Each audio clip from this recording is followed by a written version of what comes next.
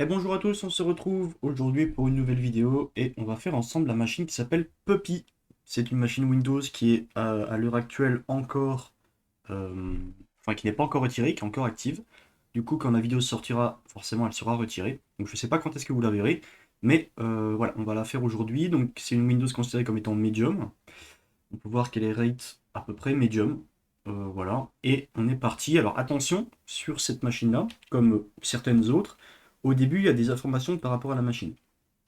Là on nous dit que, comme dans un pentest dans la vraie vie, on va commencer la box Puppy avec des credentials, donc avec des identifiants mot de passe, du compte suivant, donc levi.james, et derrière King of Akron 2025. Donc ici j'ai déjà lancé euh, un petit comment ça s'appelle, un petit sublime texte pour pouvoir mettre les informations dessus. Donc l'appeler write-up, mais vous pouvez l'appeler comme vous voulez, peu importe. C'est assez important de prendre des notes pendant euh, tout le moment où on fait notre pentest. En tout cas ici notre box, c'est pas vraiment un pentest, mais voilà, pour pouvoir retourner sur les informations au fur et à mesure, parce qu'on va voir pas mal de choses lorsqu'on va se balader sur la machine. Donc, comme vous avez pu le voir ici, j'ai lancé un nmap pour que ce soit beaucoup plus rapide.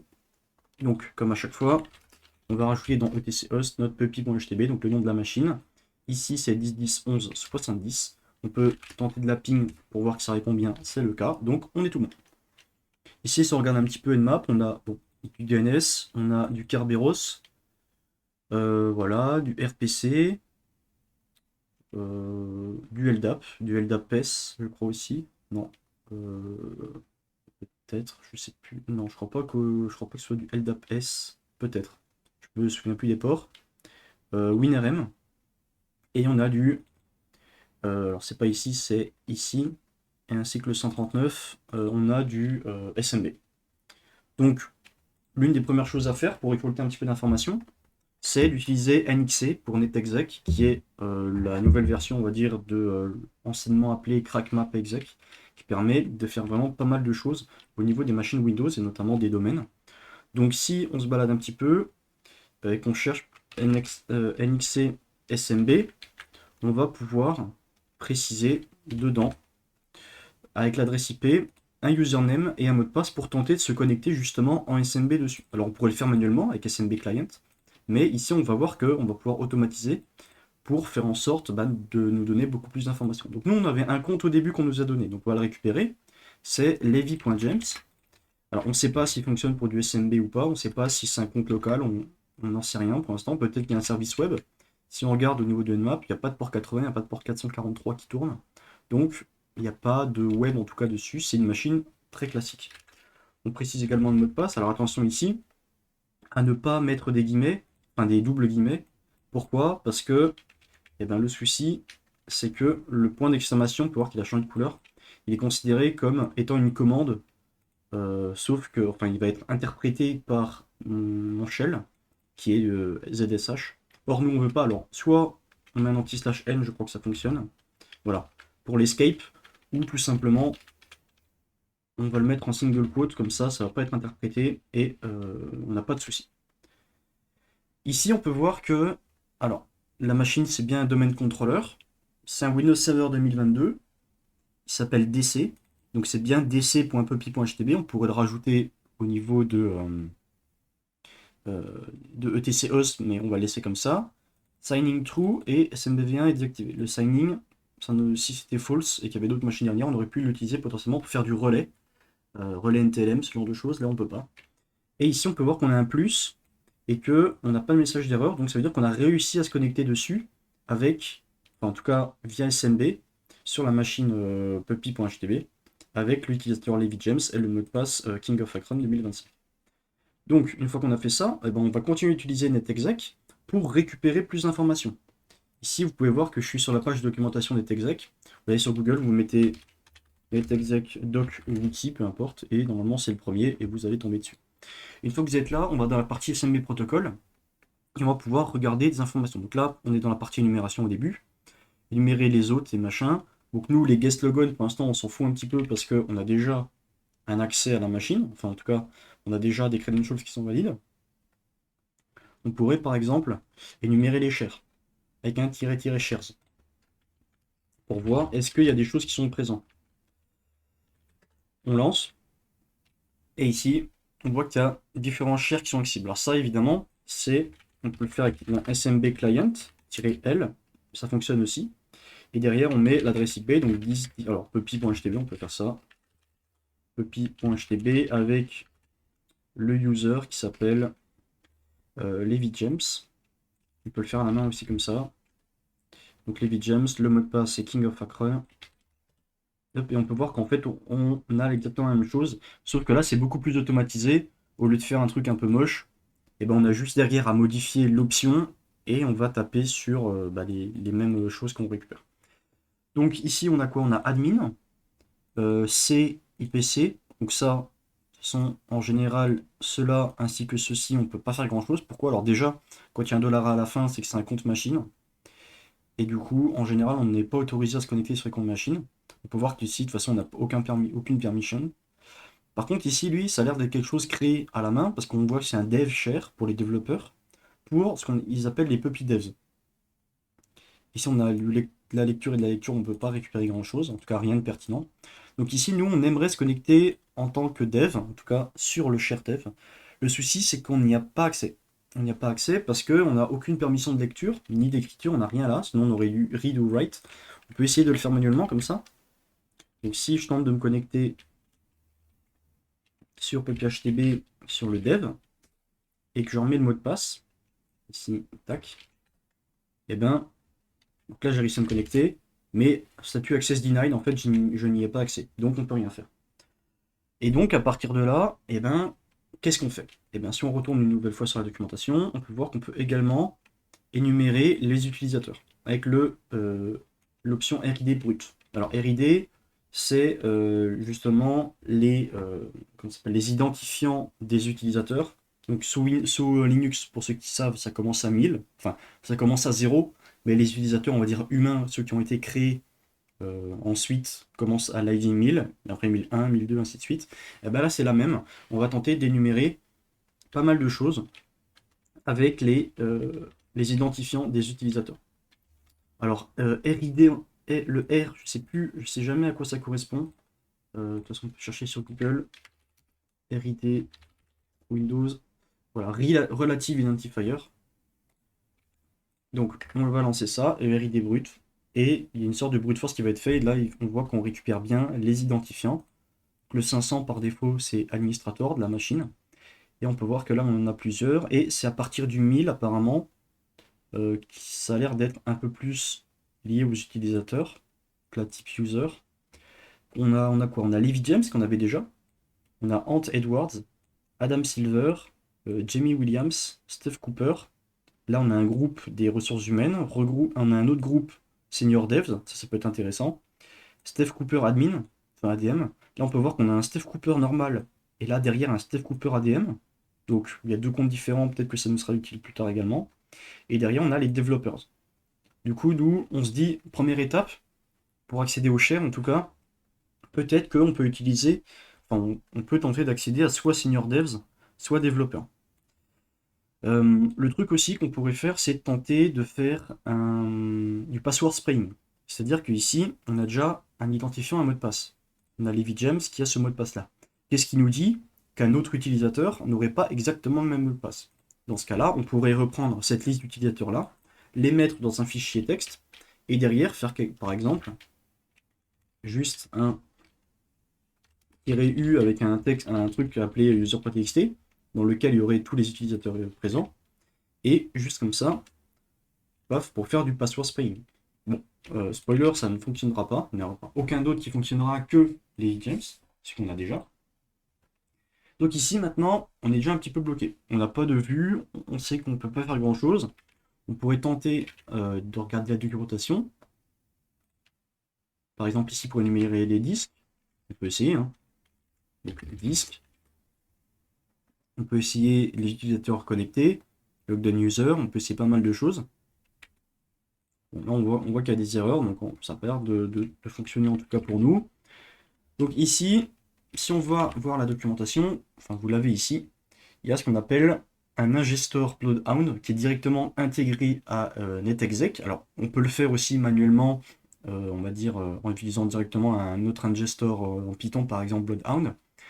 Donc qu'est-ce que c'est? Bloodhound, c'est un outil qui va nous permettre de visualiser sous forme de graphe les différents objets et les relations entre les objets au niveau de la machine, donc au niveau du domaine contrôleur. Alors pas forcément du domaine contrôleur, mais d'Active Directory. Ce qui signifie que, par exemple, on peut voir que tel utilisateur a tel droit sur un autre utilisateur. Donc ça, c'est sous forme de graphe. Et du coup, Bloodhound, c'est, on va dire, l'outil principal. Mais pour récupérer tous ces objets-là qui sont présents sur la machine, on va utiliser un ingestor. Donc en fait, c'est un collecteur qui va se connecter à la machine et nous récupérer toutes ces informations-là. Et l'avantage, c'est qu'avec NXC, via LDAP, on peut tout récupérer. Donc, on va repartir la même information. On vérifie qu'on peut se connecter également sur le LDAP. On est en plus, et il n'y a pas de message d'erreur, donc on a réussi à se connecter, c'est bien le cas. Et derrière, on va utiliser du coup l'option Bloodhound. Je vais réussir. Bloodhound, et on veut collection all. Alors pourquoi on met collection all? C'est pour récupérer absolument tout, tous les objets, parce que sinon on pourrait choisir que certaines méthodes à récupérer. Nous on veut tout. Donc on se connecte sur le LDAP avec l'utilisateur pour lequel on peut se connecter. Bloodhound, collection all. On lance ça. Could not find the voilà. Donc là il n'arrive pas. Donc le domaine contrôleur, il faut le spécifier avec le DNS. Et on peut voir qu'ici, s'il y a un problème avec la commande, enfin en tout cas la résolution du DNS, c'est notre cas, et ben on peut aller dans DNS, et du coup on doit préciser le serveur DNS, et puis on va mettre le serveur DNS de la machine distante pour qu'il puisse récupérer le nom de domaine. Et on avait vu que ça fonctionne, parce que dans notre Nmap, il y avait bien le port 53 qui était ouvert, donc en fait il y a bien un DNS sur la machine distante qui va pouvoir prendre en charge ceci. Donc là, on a réussi à faire tout ça, donc à récupérer toutes ces méthodes, enfin en tout cas tous ces objets-là. Et derrière, on va pouvoir récupérer. Donc ça nous a généré un point zip, par défaut il le met dans route.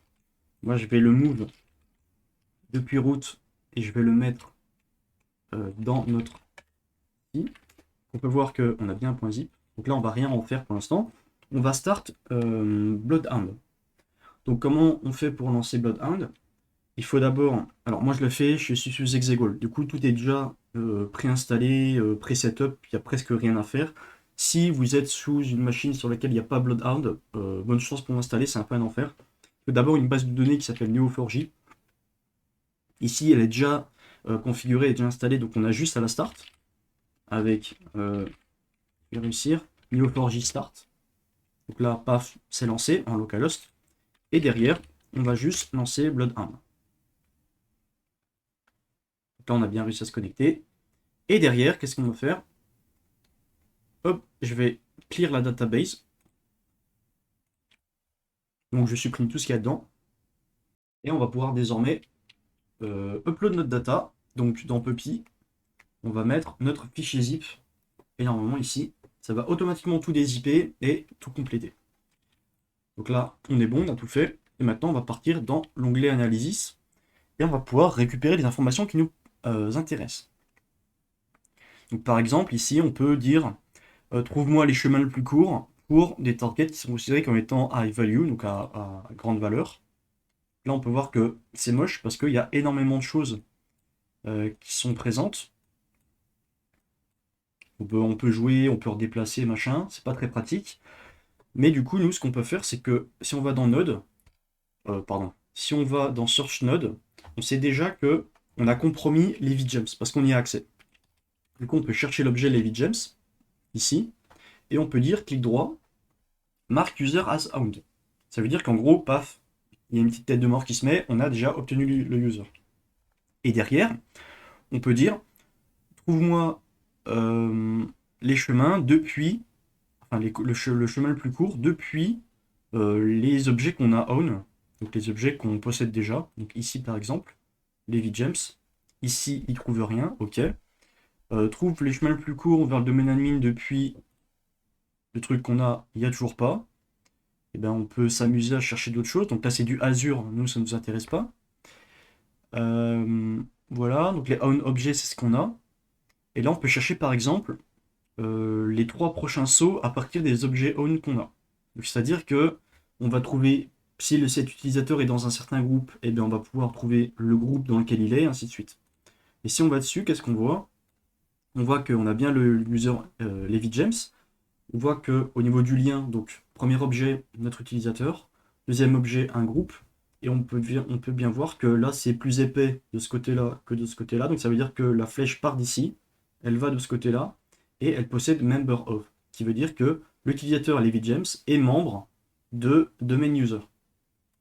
Domain user qui lui-même est membre de Authenticated User, qui lui-même est membre de Pre-Windows 2000, machin. Donc là, il n'y a rien de très intéressant. Par contre, en tout cas pour en bas, par contre, pour en haut, on voit que Levi James est membre de hr@puppy.htb. Donc ça, c'est un, comment ça s'appelle, un groupe. Donc HR, c'est les ressources humaines. Et on peut voir que ce groupe-là a ce qu'on appelle un generic write sur developers.puppy.htb. Donc c'est le groupe developers. On se rappelle que notre cher, il avait le nom dev. Donc on se doute que les développeurs peuvent y accéder. Nous, on n'est pas directement dans le groupe développeur. On est dans le groupe HR, et le groupe HR a des droits d'écriture sur le groupe développeur. Si on fait un clic droit ici, et qu'on va dans l'aide, help, on nous dit que du coup les membres du groupe HR machin ont un accès d'écriture pour le groupe developers. Et du coup, le generic write, donc l'accès generic write nous permet en gros d'écrire des attributs non protégés et d'inclure des membres.group ainsi que les SPN pour un utilisateur. Si on va sur Linux Abuse, comment on fait, parce que nous on est sur Linux, comment on fait pour abuser du coup de ça? Eh bien on regarde qu'on a un outil qui s'appelle NetRPC qui va nous permettre d'ajouter un nouveau membre à un groupe. Donc c'est le groupe target, ici développeur. Target user, potentiellement nous en fait, vu qu'on a accès au domaine, enfin en tout cas à cet utilisateur-là, et que cet utilisateur est dans le groupe HR, et bien vu que le groupe HR a le generic write, tous les utilisateurs de ce groupe-là, dont nous en fait, on a les droits d'écriture sur le groupe de développeurs. Donc en fait, grâce à ça, on va pouvoir utiliser cette commande-là et dire, eh bien en fait, tu nous rajoutes nous-mêmes dans le groupe développeur. Ce qui fait qu'on a augmenté nos privilèges, qu'on aura plus d'accès, donc vu qu'on est dans le groupe développeur, et derrière, on va pouvoir potentiellement récupérer plus d'infos. Ça, on n'aurait pas pu le voir si on n'avait pas utilisé justement Bloodhound. Alors, il y a peut-être d'autres façons de faire, mais en tout cas, juste avec NetExec par exemple, comme ça aurait été compliqué de voir que déjà on était dans le groupe HR, alors ça peut se retrouver, mais voir que le groupe HR avait Generic Write là-dessus, si on n'a pas des outils comme Bloodhound comme ça pour visualiser de manière assez graphique, ça risque d'être très compliqué et très long. Donc, lui d'ailleurs on peut le mettre en Own également, parce qu'on est dedans, donc en fait c'est comme si on y avait accès. On va alors récupérer ça, help, et je récupère cette commande-là, je les laisse de côté, et on va tenter comme ça de s'ajouter à l'intérieur. Alors là il y a des bugs parce que je l'avais lancé en background et à chaque fois que j'ai cliqué sur un truc, il y a un message qui s'est mis.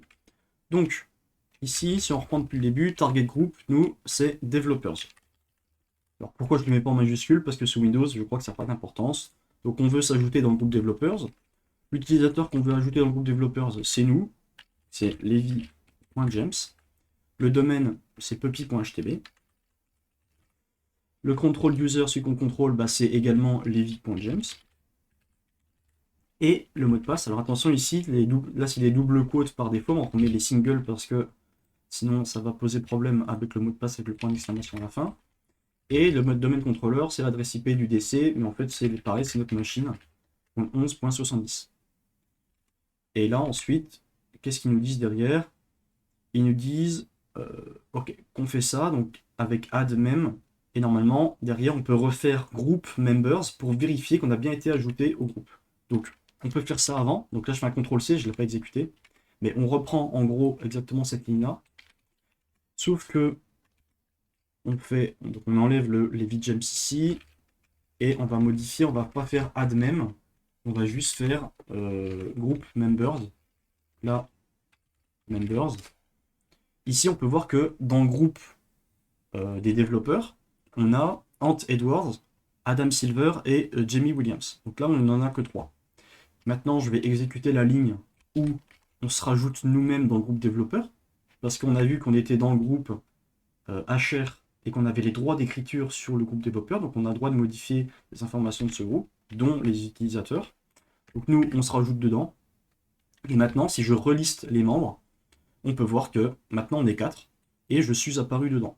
Donc maintenant, je suis dans le groupe développeurs, ce qui n'était pas le cas avant, et j'ai potentiellement plus de droits. Si on repart sur notre NetExec et qu'on va sur le share, on peut voir que désormais, j'ai de la lecture dessus. Je suis en dev share, enfin sur le dev, je suis en lecture. Donc on peut faire un put SMB client pour se connecter sur le dev. Hop. Et là, si je fais un ls, hop, j'y ai accès. Je peux récupérer des choses. Ici, on a un KDBX. Donc c'est un serveur, un fichier qui passe. Donc très certainement qui va contenir des informations sur des mots de passe des utilisateurs. Donc ça, hop, on récupère. Donc là on est bon. Le qui passe, donc là c'est un point MSI, donc c'est pour un fichier d'installation sous Windows, on s'en fout, on n'a pas besoin d'utiliser ça. Et dedans on a un dossier qui s'appelle Project. Qu'est-ce qu'il y a dedans? Il n'y a rien. Pour l'instant, on ne peut pas faire grand chose de plus. Ok. On exit, parce que de toute façon on ne peut rien faire de plus, mais ce petit KDBX va nous intéresser. Si je fais un file dessus, on peut voir que c'est bien un qui passe, password database, KDBX. Si je tente de l'ouvrir, qui passe 2, ça me demande un mot de passe, et évidemment, si je mets un truc qui n'existe pas, je n'ai pas réussi à l'ouvrir. Si je fais cancel, bah, ça m'ouvre le qui passe, mais c'est pas du fichier, il n'y a rien qui est ouvert, il n'y a pas de mot de passe, rien. Okay. Du coup, ici, il nous faut un mot de passe, on ne le connaît pas. On pourrait tenter King of Akron pour récupérer le mot de passe, ça passerait pas. On pourrait tenter de brute force un truc avec du RoQ, et une manière plus simple de le faire, c'est d'utiliser qui passe to John. Donc à chaque fois qu'on a un qui passe, on va pouvoir extraire en gros le hash du master password, password, le master key. Ce qui veut dire que qui passe to John de cette manière, on va extraire le hash du mot de passe principal qu'on utilise pour se connecter grâce à un utilisateur qui s'appelle KeePassToJohn. Donc ça c'est inclus dans le logiciel John the Reaper qui permet de faire du brute force. Et on va le stocker dans un fichier qui s'appelle h.txt. Si j'affiche le contenu de h.txt, ça ressemble à ça. Voilà, donc ça a été mis sous le format compréhensible par John. Et derrière, on va pouvoir brute force cette information. Donc, je pourrais tenter de faire avec du John. Alors, je vais retrouver la commande exacte que j'avais utilisée. Je crois que je l'avais utilisée... Non, j'avais utilisé John. On va simplement faire John, notre fichier H, et préciser derrière la word list. Donc ici, on va utiliser du RoQ classique. On balance. Et là, évidemment, normalement, c'est censé tourner un petit moment. Mais comme moi, je l'ai déjà fait, et ben en fait, il l'a gardé dans son pot. Voilà, ici. Donc ce que je peux faire, c'est le supprimer. Je le relance, comme ça va reboot force. Normalement, c'est pas très long. Surtout que j'ai une machine de guerre, donc c'est censé être assez rapide. Hop, et là, c'est terminé. Donc, on a réussi à casser le mot de passe du recovery.kdbx. Et apparemment, c'est Liverpool. Donc, on le garde de côté. KDBX, Liverpool. On sauvegarde. Là, si je fais de nouveau un qui passe pour l'ouvrir, je peux tenter Liverpool. Alors, hop, je vérifie. Liverpool, ok. J'ai bien réussi dessus à accéder à ces informations-là. Donc là, ici, on a 5 utilisateurs avec leur mot de passe. On a Jamie Williamson, elle, on l'avait déjà vu. Donc c'est Jamie Love 2025, point d'exclamation. Adam Silver, on l'avait déjà vu. C'est HJKL 2025, point d'exclamation. Anthony Edwards. Alors lui, je sais plus si on l'avait, je crois qu'on l'avait. C'était Ant.Edward ou un truc comme ça. Ant-Man 2025, ainsi de suite, et on en a d'autres. Ici, on peut regarder également, au niveau de l'entrée, l'historique. Peut-être qu'il y a d'autres versions de l'utilisateur qui avaient un mot de passe ancien, on aurait pu retrouver des choses. Ici, pour chacun d'eux, je crois qu'il n'y en a pas. Alors si là il y en a un, mais si on le voit, en fait c'est exactement le même. Pareil pour celui-ci, peut-être qu'il y en a un, hop, il y en a un ici, mais quand on fait view, c'est le même également. Donc il n'y a pas d'anciens mots de passe qui ont été présents. Donc ça normalement on récupère tout par rapport aux utilisateurs et on peut tenter de brute force, faire du password spraying sur chacun d'eux pour chaque utilisateur, ainsi de suite. Ici, ce qui va nous intéresser, ça va que être Anthony C. Edwards avec Ant-Man 2025. Alors je vous fais gagner du temps, on aurait pu tous le faire, mais voilà, je vous le dis direct, c'est celui-ci qui va fonctionner. Alors du coup, Anthony C. Edwards, c'est quel utilisateur? C'était Ant Edwards, c'est celui-ci. Donc on le récupère, hop, et son mot de passe c'est ici, c'est Ant-Man 2025. Donc là on n'en a plus besoin de ça. Voilà, je vais l'écrire à la main du coup. Ant-Man 2025. Donc si on tente cette fois-ci de se connecter avec de nouveau notre petit netexec pour vérifier que ça fonctionne. Là c'était Ant-Man 2025. Et là c'était le nom de l'utilisateur, donc notre ant.edwards. Si on tente ceci, on peut voir que ça passe. Donc les credentials sont bons, on a accès à un nouvel utilisateur. Maintenant qu'on a accès à un nouvel utilisateur, on refait en gros les mêmes étapes qu'on a fait avant, voir est-ce qu'on a des accès en plus qu'on n'avait pas avant. Ici, on peut voir qu'on a du write, désormais. Avant, on ne l'avait pas. Est-ce qu'on peut faire des trucs en plus? Pas vraiment sûr. Pas vraiment sûr, mais ce qu'on peut faire, c'est qu'on va relancer un netexec, comme on l'avait fait avant. Pourquoi on fait ça? Parce qu'on va refaire un Bloodhound pour, cette fois-ci, le faire en tant que notre nouvel utilisateur. On l'avait fait une fois avec la vue de Levi James. C'est-à-dire que les informations qu'on a récupérées là, c'était avec les droits que Levi James avait. Si on regarde, alors on pourrait le refaire. Alors je ne sais pas exactement si ici on a quand même les informations. Donc si on cherche par exemple ant.edward, si on dit qu'on l'a own, ce qui est le cas, si j'affiche les autres hop, ok, il n'y a pas besoin de le refaire en fait. On aurait pu le refaire, mais apparemment on n'a pas besoin. On peut le laisser comme ça. Donc on peut voir que donc ça nous fait oui, ça nous fait gagner du temps. En fait, je crois qu'il n'y avait pas besoin de faire. Donc Ant Edwards, on y a accès. Donc il n'y a pas besoin de refaire un Bloodhound finalement, on gagne un peu de temps. On peut voir qu'il est membre direct de 3 groupes. Domain User, ça c'est juste les utilisateurs du domaine, donc on s'en moque un petit peu. Developers, du coup tout comme Levi James, les deux sont dans le même groupe, donc bon, là il n'y a pas trop d'intérêt non plus parce qu'on y est déjà en gros. On peut même faire clic droit, mark as own, parce que là du coup on a le groupe développeur. Et derrière on peut voir qu'il est également membre de Senior Dev. Ok. Et Senior Dev, donc c'est un groupe. Ce groupe a un générique all sur Adam Silver. Et Adam Silver, lui, derrière, il peut se connecter directement au DC. Ça, c'est intéressant. Du coup, il faut qu'on ait accès à Adam Silver. Là, vous vous rendez compte qu'on a un générique write et là un générique all. Ce qui a l'air d'être à peu près la même chose. Et on se dit que générique all, ça a même un peu plus de droits que générique write. Sauf qu'ici, avant, c'était un groupe qui avait un générique write sur un autre groupe. Alors que là, c'est un groupe qui a un générique all sur un utilisateur, et non pas un groupe. Encore une fois, on fait clic droit dessus, help, voir ce qu'on peut faire. Donc les membres du groupe Senior Dev, dont en fait l'utilisateur qu'on a actuellement, ont les privilèges génériques all sur l'utilisateur Adam Silver. Et du coup, on peut this is also known as full control. Donc, en fait, on contrôle totalement l'utilisateur.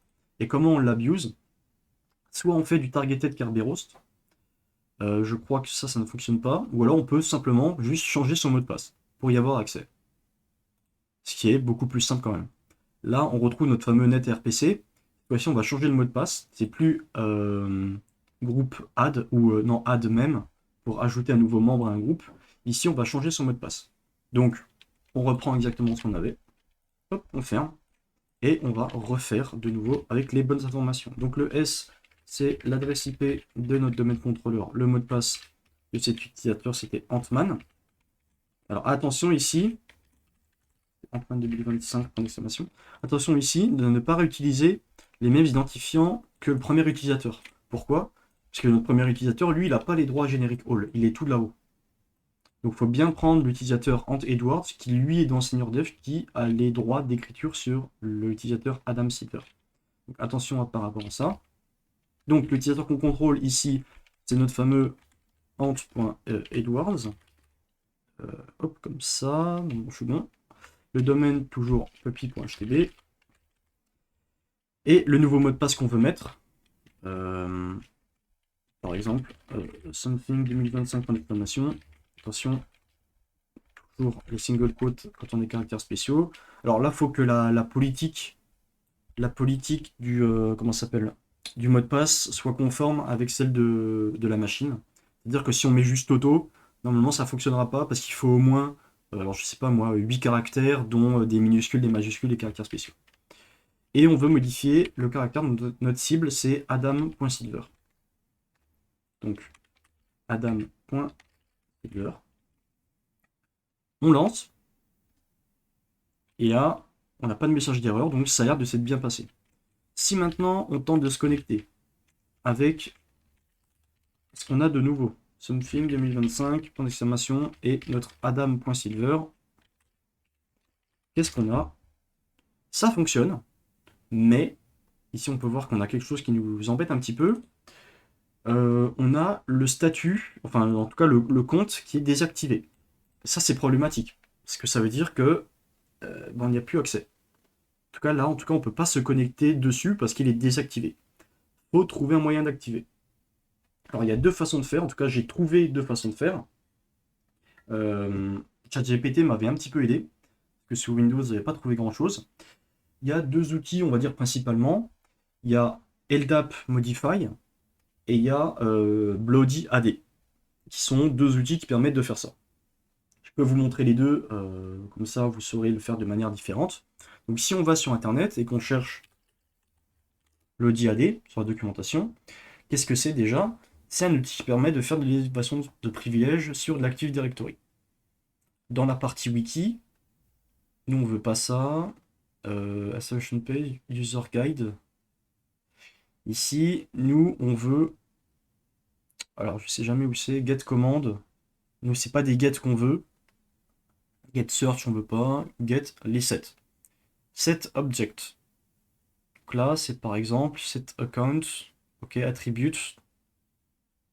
Nous sommes dans pas. Set owner non. Set password non. Peut-être add. Est-ce qu'on va ajouter des choses? Non plus. Add, remove. Remove non. Alors, generic all, remove object, RBCD, shadow, UAC. Et là, en fait, quand on arrive tout à la fin, qu'est-ce qu'on peut voir? Alors, faut le chercher, faut savoir que c'est là-dedans. On peut voir qu'on fait un bloody. Donc, qu'est-ce qu'il nous faut comme info? Il faut juste l'IP de l'autre, on l'a. Un utilisateur, un mot de passe valide, on l'a. Et derrière, on doit faire un. Comment ça s'appelle? Donc là, c'est le domaine. Donc, nous, on l'a, c'est puppy.htb. Et derrière, on fait un remove UAC avec target. Donc, en gros, juste le nom de l'utilisateur sur lequel on veut taper dessus. Et ensuite, derrière, normalement, "-f" et la propriété à enlever. Et nous, apparemment, on peut voir que account disable, ça fonctionne. Enfin, en tout cas, il y a une option pour ça. Ce qui veut dire qu'on va pouvoir enlever la désactivation, donc réactiver le compte. Donc, comment ça se passe? Et bien, on fait un bloody AD de cette manière, voilà, c'est déjà présent. Donc, comment ça fonctionne?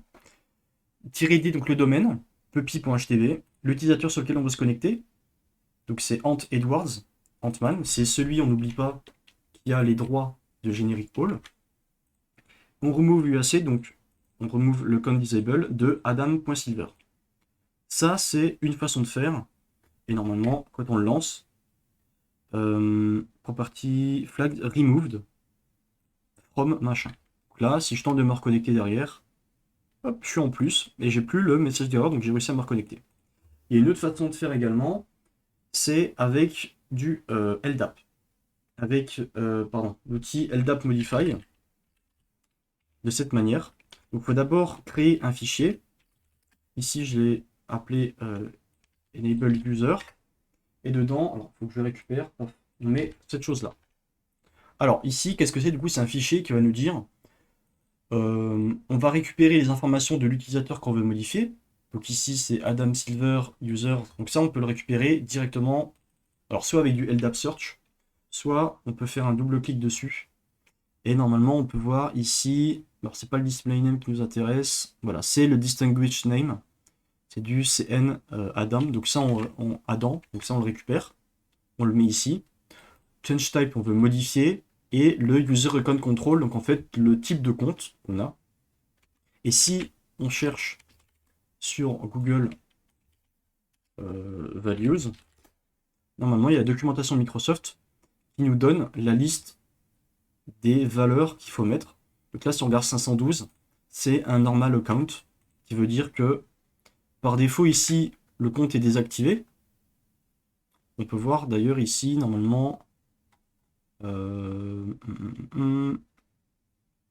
est-ce que c'est enabled, false, c'est-à-dire que c'est disabled. Donc là, pour l'instant, on peut voir que account disabled, ça a pour valeur 2, j'imagine.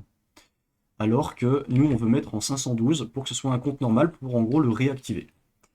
Et une fois qu'on a fait ça, on sauvegarde et on va pouvoir faire notre LDAP modify. Donc, si on fait un "-h pour afficher différentes informations, donc "-x, c'est une simple authentication pour se connecter avec un user, un mot de passe. Donc le "-D, c'est pour le DN, donc c'est l'utilisateur qu'on va utiliser pour se connecter, donc en fait Ant Edwards. "-W, c'est prompt for bind password, donc en fait on va nous demander le mot de passe quand on va vouloir se connecter. Le "-H, c'est pour la ressource LDAP, donc en fait c'est l'adresse pour se connecter au serveur LDAP. Et ensuite on a le "-F, qui est le fichier pour les opérations. Alors on n'était pas obligé de l'écrire dans un fichier, on aurait très bien pu le mettre en input directement à la commande, mais je trouve que c'est plus lisible comme ça. Donc on réexécute ça tout bêtement. Normalement, on va nous demander le mot de passe. Voilà, le mot de passe pour se connecter à l'utilisateur. C'est Antman 2025. On le met. Et ici, on peut voir Modifying Entry. Donc c'est bien ce distinguished name là qui a été modifié. Bon, là, ici du coup, il ne s'est rien passé parce que on l'avait déjà activé. Mais on pourrait refaire le test, par exemple, ici. Si je remets 2, j'imagine que ça va le redésactiver. Hop, modifying. Si je tente de me reconnecter après avec SMB, voilà, account disabled. Donc ça montre bien que également avec LDAP modify, on a réussi à redésactiver le compte. Donc là, on va le réactiver avec le 512. On l'exécute. Antman 2025, point d'exclamation. Et voilà. Donc ici, on se rappelle, tac. On se rappelle ici que Adam Silver, maintenant, il can PS Remote. En gros, il peut se connecter à la machine. On avait vu également avec le Nmap que ici, en 5985, il y a du WinRM qui est lancé. C'est-à-dire qu'on va pouvoir se connecter directement avec le protocole WinRM et avec l'outil Evil WinRM qui permet justement de faire ça. Donc, Ant Edwards, -p, puppy. Maintenant, le compte, alors non, c'est pas lui du tout, c'est Adam Silver. Adam Silver, pour qui on vient d'activer le compte. Et something 2025. D'ailleurs, ça, on va pouvoir le renoter parce que sinon, je risque de me planter par la suite. C'était Adam.Silver. Hop, voilà. On tente de se connecter dessus. Et on a un shell. On a un shell avec le protocole WinRM. Donc l'outil Evil WinRM qui permet justement d'automatiser tout ça. On aurait pu le faire un peu plus manuellement. Mais voilà. Là, LS, on peut aller dans Desktop. Et normalement, ici, on a notre premier flag User. Donc on a réussi la première partie de la box. Il reste un peu d'étapes quand même, cependant. Donc là, on est ici. Bon, on peut se balader un peu, mais il n'y a pas grand-chose. Dans les utilisateurs, il y a qui sur la machine? Il y a Ant Edwards également. Il y a Steve Cooper, lui qui sera très intéressant. Il y a Administrator. Si je vais dans Ant.Edwards, je n'ai pas les droits d'accès. Ok. Si je remonte encore plus, LS, là on peut voir que j'ai un backup. Donc si je vais dans Backup, qu'est-ce que j'ai? j'ai un site backup.zip. Et bien qu'est-ce qu'on va faire? On va simplement le télécharger. Ben voilà, l'avantage de Evil WinRM, c'est qu'on a des commandes déjà intégrées à l'outil qui permettent de download de manière beaucoup plus simple. Il y a juste à faire un download, le nom du fichier, et normalement on va automatiquement le télécharger. On a une belle petite barre de progression en plus. Ça prend plus ou moins de temps.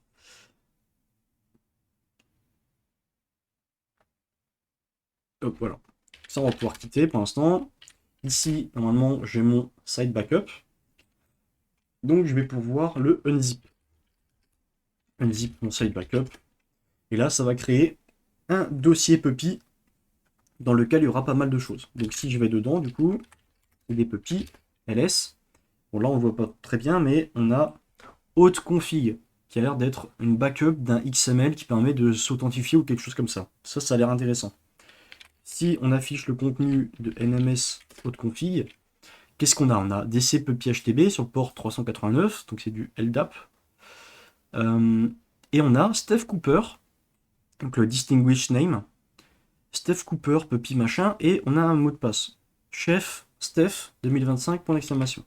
Ça ressemble un peu déjà à tous les mots de passe qu'on a vus jusqu'à maintenant. Donc on peut le noter, c'est Steph.Cooper, avec ce mot de passe, chef Steph 2025. C'est bien Steph.Cooper comme ça, voilà. Donc ça, on est bon. On peut continuer de regarder, mais normalement, il n'y a rien de plus. L'index, bon, c'est un truc classique, on ne peut pas faire grand-chose dedans. Donc, on va tenter de NXer. Et cette fois-ci, on va retenter notre chef Steph. Est-ce que c'était ça? Ouais, c'est ça. Et Steph.Cooper. Steph.Cooper, on exécute. On peut se connecter. C'est valide. Ok.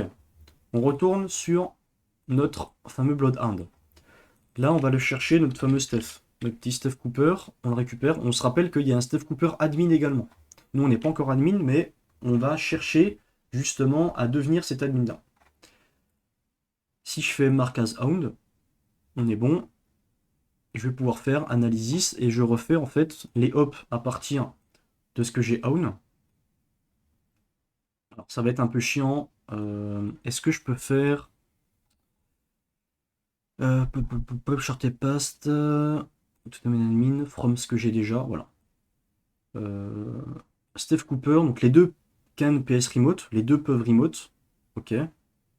On imagine que Steph Cooper a quand même un peu plus de droits. Et après, une fois qu'on est admin de la machine, et ben, enfin en tout cas du domaine, on peut faire un DC5 sur l'ensemble du domaine. Enfin, si on est admin du domaine contrôleur, et ben on peut faire un DC5 sur l'ensemble du domaine et récupérer absolument tous les H de tout le monde. Donc là, on est Steph Cooper, on peut can PS remote. Bah écoutez, on va refaire un Evil WinRM, mais cette fois-ci avec notre nouvel utilisateur, chef, parce qu'on avait vu qu'il était également présent sur la machine. Donc, Steph.Cooper. On a réussi à se connecter. Là, si je fais un ls, desktop, ls, bon, on n'a pas grand-chose de plus. Si je fais un whoami /all, on peut voir que SE comme privilège, machine comme privilège, bon, il a quelques droits, mais bon, n'a pas l'air d'être non plus des choses de ouf. Est-ce que je peux aller Est-ce que je peux aller dans administrateur par exemple? Parce que peut-être que je suis déjà administrateur mais je ne le sais pas. Non, je n'ai pas les droits. Ok. Là, à partir de ce moment, c'est un peu plus complexe. Enfin, un peu plus complexe. Quand on sait, mince, ls, j'ai tout cassé. On sait plus trop ce qu'on doit faire. Ah, j'ai tout cassé. Alors, on va se reconnecter. Voilà. On va essayer d'énumérer la machine. Pour énumérer la machine, moi, ce que j'aime bien faire à chaque fois, c'est utiliser des scripts d'automatisation. Sous Linux, vous connaissez très bien normalement Limpiz. Et du coup, il y a un équivalent sous Windows qui s'appelle WinPiz, qui est en fait de la même famille. Je vais lancer à côté un autre exegol, enfin en tout cas une autre instance pour vous montrer. Donc c'est dans OPT, ressources, Windows, WinPiz, en tout cas sous exegol. Et ici, on a plusieurs scripts. Moi, je vais utiliser le winpiz.ps1. Donc là, je vais upload ce script-là. Alors comme moi, il est considéré comme étant dans Puppy, il faut que je retourne à la racine et après que je fasse OPT ressources, Windows, WinPeas, et je télécharge le WinPeas, je vais réussir, .ps1. Il veut pas. Pourquoi no such file, workspace? Il faut que je remonte encore d'un cran. Hop, ok. Là, j'ai réussi à l'upload, je fais un ls, il est bien présent. Donc, d'ailleurs, je n'ai pas pensé à zoomer depuis le début, j'espère que c'est assez lisible pour vous. On va lancer, du coup, le WinPeas. Voilà, on va le charger. Et du coup, là, on va attendre qu'il fasse tous les checks possibles. Et on se retrouve une fois que c'est terminé pour voir les informations qui sont pertinentes par rapport à ce qu'il a remonté. Je vais dézoomer un peu, ce sera quand même plus lisible. Et on se retrouve tout de suite.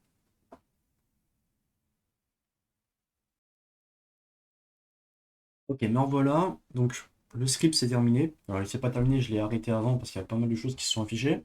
Mais ici, si on voit un petit peu là-dedans, on peut voir que là, il va check si dans le coin, il y a des master keys liés à des papis. Qu'est-ce que c'est? Ça signifie Data Protection API. Et en fait, c'est une méthode cryptographique de type symétrique pour pouvoir chiffrer n'importe quel type de données. Donc en fait, ici, c'est utilisé pour chiffrer des informations des utilisateurs. Et apparemment, ici, il y en a. Et l'avantage de ça, c'est que en gros, les clés, les master keys sont récupérables. On peut voir qu'ici, il y en a une liée à Steph Cooper. On est connecté en tant que Steph Cooper, donc on y a accès. Ok. Qui a l'air d'être là-dedans. Là, on a son SID, ça on devra le récupérer également.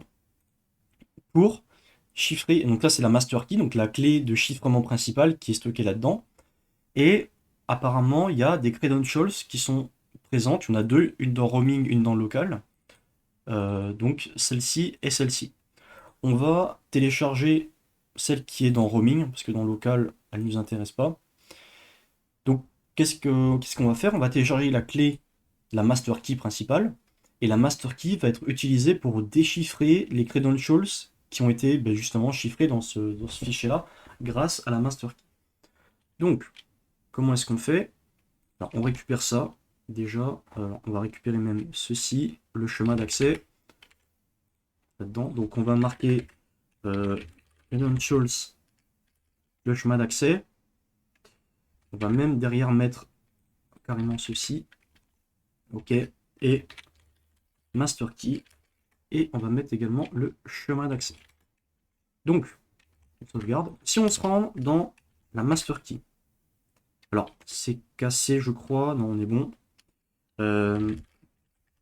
Si je fais un dire, on peut voir qu'ici, j'ai là une clé. Donc en fait, ça c'est la master key. Donc on va la télécharger. On va faire un download de ceci. Alors on a un message d'erreur, mais je crois que ça le télécharge quand même. À vérifier. Je vais dans Workspace, Puppy. Alors non, je l'ai pas eu. Alors, la dernière fois, je crois que ça avait fonctionné quand même. Je sais pas par quel miracle. On va quitter, on va relancer parce que ça avait l'air un peu buggé. Je vais aller dans CD là-dedans. Alors je vais même plutôt download ça directement. Et derrière, c'est... comment il s'appelle? Comment il s'appelle? C'est... Tac, tac, tac. Ceci.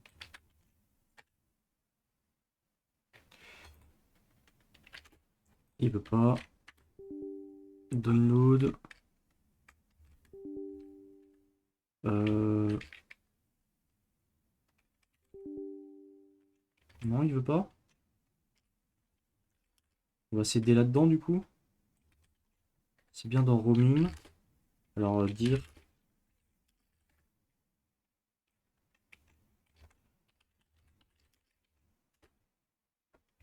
Est-ce que ça l'a pris? Toujours pas. Ah mais si, attendez. Euh, Est-ce que j'étais... Oui, c'est que j'étais pas au bon endroit. J'étais pas au bon endroit, j'étais pas dans le bon PEPI. Ça, c'est le désavantage d'afficher que ça. C'est que c'est dans PEPI le 5. Mince. Voilà. Là, il est présent. Donc ça, c'est bon, on l'a récupéré. Alors désolé pour le petit souci, c'est que j'étais pas dans le bon puppy. Et je crois que quand j'avais fait la machine, c'était exactement le même problème que j'avais eu. Donc on va retourner, on va s'en connecter rapidement. Et le deuxième qu'on doit download, c'est le credential, c'est celui-ci. Donc là, on a récupéré la master key déjà. Et là, on va récupérer le fichier. Ah, ils sont chiants à CD. Download. Hop. Donc là, j'ai une erreur, mais normalement, il est quand même téléchargé. Et si j'affiche entre guillemets la taille des contenus, on peut voir que c'est de la même taille, 414, que celle qu'on avait vue au début. Donc là, c'est bien 740 et là 740, donc c'est la bonne taille. On a bien quand même réussi à les télécharger. Donc là, on peut quitter. Et maintenant, bah, on va utiliser un outil d'Impacket, notre ami Impacket, qui s'appelle despapi.py, qui va justement nous permettre de récupérer ces informations-là. Donc, le premier qu'on va utiliser, c'est on va récupérer en fait la clé, la master key. Donc, on fait des papiers, master key, le fichier de notre master key, donc on a téléchargé, c'est ici. Le SID, je ne sais pas si vous vous souvenez, c'était dans le chemin d'accès. C'était l'identifiant qu'on avait ici. Voilà, pour l'utilisateur, on doit le récupérer. C'est bien celui qui termine par 107. Et on met le mot de passe de l'utilisateur, justement. Nous, c'était Steph.Cooper, l'utilisateur qui possède la master key. Vu que c'était dans son chemin, en tout cas dans son répertoire, c'est que ça c'est lié à cet utilisateur-là. Donc on met son mot de passe, on exécute, et ici on récupère la clé qui a été déchiffrée. Donc c'est l'espèce de... ils disent que c'est du MD4. Alors je sais pas pourquoi ils disent que c'est du MD4, c'est quand même vachement long, mais en tout cas c'est de l'hexadécimal. Et derrière on va refaire la même, sauf que on va plus utiliser master key à ce niveau-là, on va faire du credentials. Credential et on refait exactement la même. On précise le fichier credential, qui est celui-ci, ce qu'on a également téléchargé. On précise du coup la clé qu'on a récupérée dans l'étape d'avant. Hop, celle-là qui termine par 84. On exécute et on peut voir qu'on a bien réussi à déchiffrer le fichier chiffré avec la clé de la master key et on a récupéré du coup les credentials qui avaient été chiffrés à l'intérieur. Donc c'est bien pour Steph Cooper admin et pour et son mot de passe. Donc ça, on va également se le noter. Et son mot de passe qui est le suivant. Hop, voilà. Donc là maintenant, si on tente de faire un vide WinRM, le mot de passe c'est plus le même maintenant, c'est celui-ci. Et pour ADM, pour l'admin, on réussit normalement à se connecter dessus. Voilà. Et si tout va bien, c'est des tac-tac. Vu qu'on est censé être admin de la machine, wami/all, on peut voir que j'ai tous les droits en gros. Je suis admin de la machine. Et je crois même que je suis... Est-ce que je suis domaine admin? Je sais plus. Mais en tout cas, on peut aller dans administrator, on a les droits. Et si on va dans desktop, ls, pas ms, on a le flag root et on a terminé la machine. Alors on n'a pas tout à fait terminé la machine. Si on veut, on peut se connecter en tant qu'admin, enfin administrator. Maintenant, en fait, vu que on est administrateur Cooper ADM, alors regardez Cooper ADM, Hound, si on regarde ces informations, tac tac tac, ok. Le Cooper ADM, dans quel groupe il est? Il est dans le groupe Administrators. Et je sais pas s'il est first degree. Oui, c'est ça. On va regarder dans Analysis. On va faire Shorted Path from On Credentials à partir de Steph Cooper ADM. Et en gros, il est admin de la machine. Donc, abuse info. Normalement, on peut tout récolter. Alors là, ils ne me mettent pas, mais on peut faire en gros un secrets dump. Hop, comme ceci, ce qui va nous récupérer tous les hash de la machine. Donc ici, sur le domaine puppy HTB, notre utilisateur qui a tous les droits, son mot de passe, l'adresse IP, et normalement, on va se connecter dessus, on va pouvoir, encore secret dump, je ne l'ai pas précisé, mais c'est également du Impacket. Et normalement, on va pouvoir se connecter dessus et récupérer toutes ces informations-là. On peut voir que là, déjà, on a dump la SAM en local. Pour l'administrateur, on a déjà son hash, si on veut se connecter en local. Et là, c'est toutes les informations liées au domaine derrière. Donc, il y aura KRBTGT, il y aura tout ça. On va attendre un petit peu que ça se fasse. Et de toute façon, là, on a déjà terminé la machine, on a déjà le flag route. Mais si vous voulez aller un petit peu plus loin et récupérer vraiment tous les hashes présents sur la machine, vous pouvez lancer une sorte de DC5, en tout cas un secret dump, pour récupérer tout ça. Ok, c'était déjà présent, mais j'avais pas vu. Donc on peut voir ici, on a récupéré des clés Kerberos, de pas mal d'utilisateurs. Et ici, on a les hashes. Les HNT ici qui nous intéressent. Donc, hop, par exemple ici, on a juste après à faire du pass de hash. Donc on précise le hash directement, on n'a même pas besoin de le craquer. Et le user, c'est administrator. Et on est connecté sur la machine en tant que carrément administrateur. Voilà, donc j'espère que vous aurez appris des choses. Cette machine n'était pas non plus ultra compliquée, mais pour un débutant, il y avait quand même de la matière. Et on se dit à la prochaine. Allez, bye bye.